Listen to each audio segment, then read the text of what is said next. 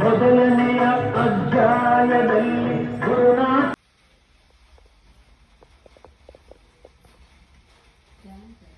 ವರ ಶುಕ್ರಗೋರಿ ಪೂಜೆ ನೋಡ್ರಿ ನಮ್ಮ ಮನೆಯೊಳಗ ಇವತ್ತ ಶುಕ್ರಗೋರಿ ಪೂಜೆ ಮಾಡಿವಿ. ಇಲ್ಲಿ ನಮ್ಮ ಜಗಲಿ ಮ್ಯಾಗ ಹನುಮಂತ ದೇವ್ರ ಅದಾನ, ರೇಣುಕಾ ಎಲ್ಲಮ್ಮ ಅದಾವ, ಕನಕದಾಸ ಅದಾನ, ಮತ್ತ ಯಾರ್ಯಾರ ಅದಾರ.